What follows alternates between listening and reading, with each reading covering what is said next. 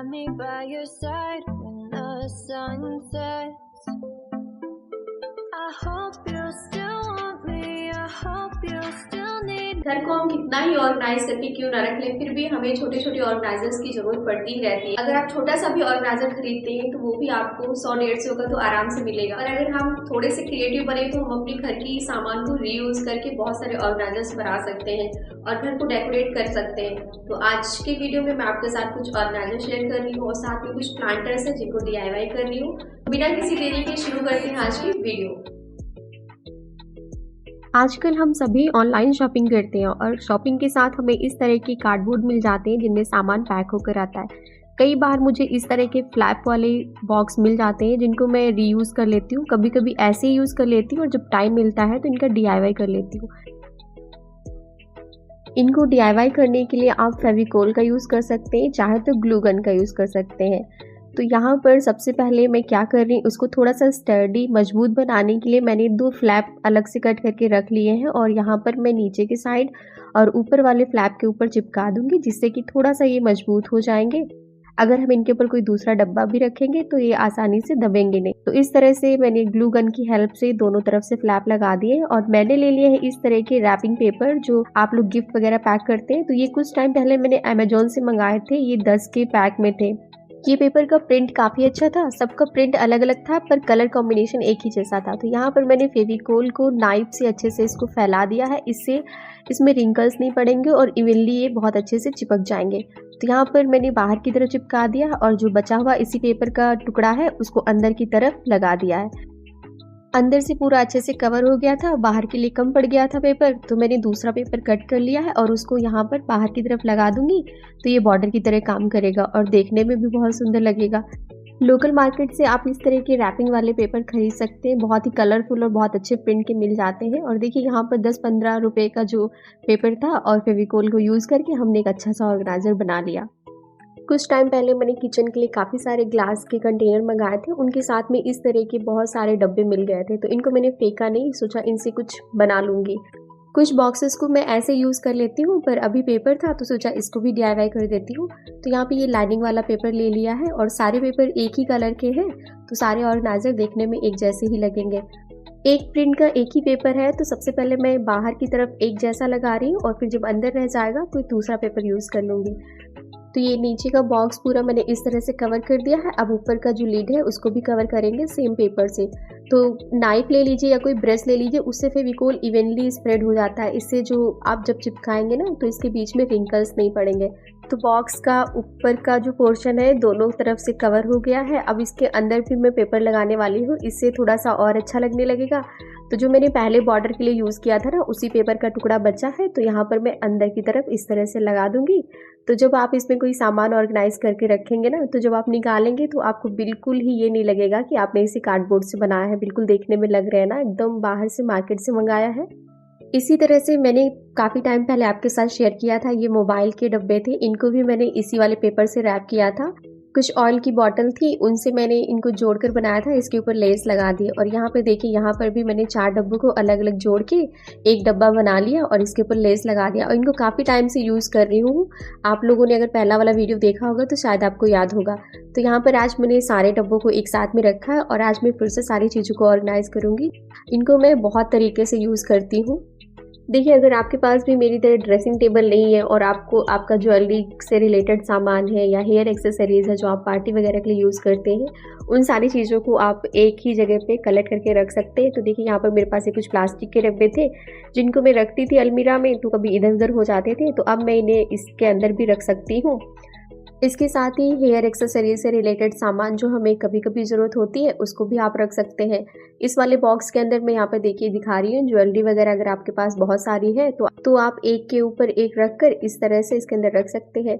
छोटे छोटे बॉक्सेस जैसे हमें एयरपॉड में मिल जाते हैं, वॉचेस के बॉक्सेस होते हैं, उनको भी आप इसके अंदर रख के छोटे छोटे आइटम्स को ऑर्गेनाइज कर सकते हैं, जैसे कि हेयर पिन हो गई, बिंदी वगैरह है, छोटी छोटी क्लिप्स हैं, इनको भी आप इस तरह छोटे छोटे बॉक्स के अंदर रख के एक बड़े बॉक्स में रख सकते हैं।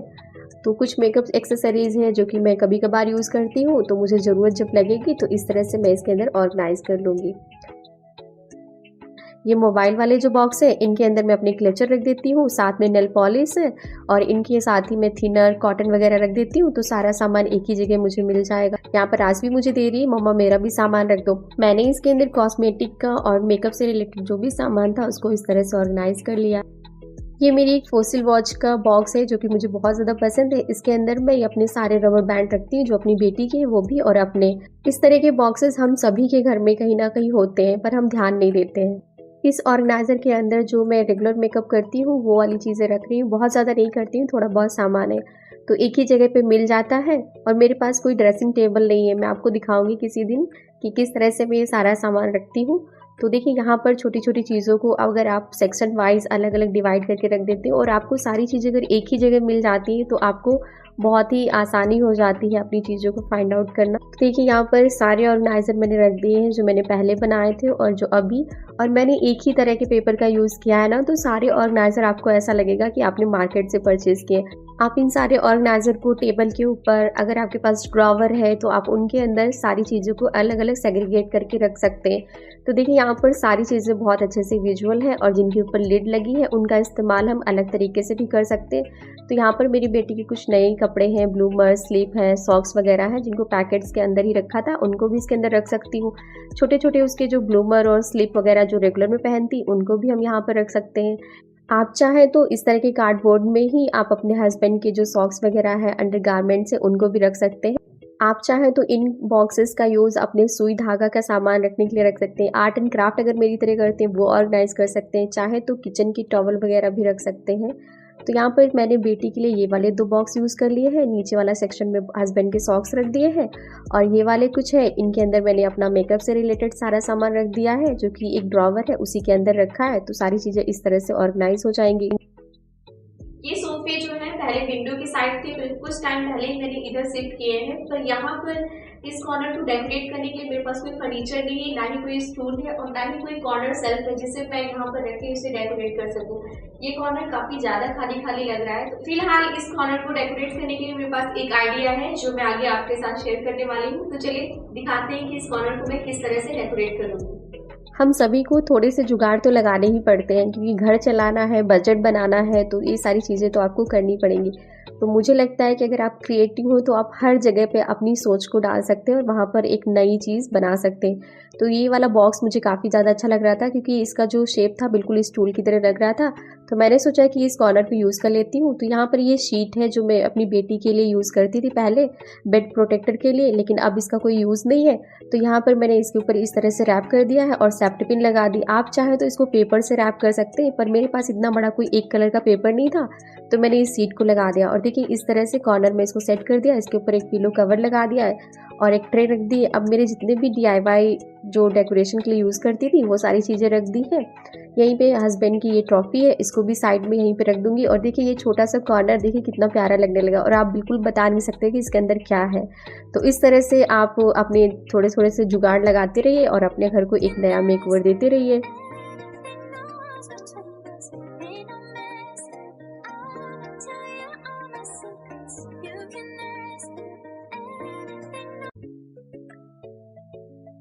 तो देखिए यहाँ पर एक कार्डबोर्ड से मैंने एक छोटा सा कॉर्नर क्रिएट कर लिया और देखने में बहुत सुंदर लग रहा है, किसी को पता भी नहीं चलेगा। कुछ टाइम पहले मैंने ये एक हैंगिंग प्लांटर लगाया था और देखिए ये इसकी जो बेल है नीचे तक लटक आई है, काफ़ी ज़्यादा ये बड़े हो गए। तो मुझे इनको शिफ्ट करना था एक दूसरे प्लांटर में। और कुछ टाइम पहले मनी प्लांट लगाया था, ये भी थोड़ा सा बड़ा हो गया था और एक ही तरफ से ये काफ़ी ज़्यादा लंबा हो रहा था। कुछ टाइम पहले नर्सरी गई थी, वहाँ से कुछ पौधे खरीदे थे और कुछ पॉट खरीदे थे। पॉट के साथ में इस तरह की 2 वाइट कलर की हैंगिंग बास्केट भी ले ली है क्योंकि अब इनकी कटिंग करनी है तो इसको लगाने के लिए मुझे बास्केट चाहिए थी।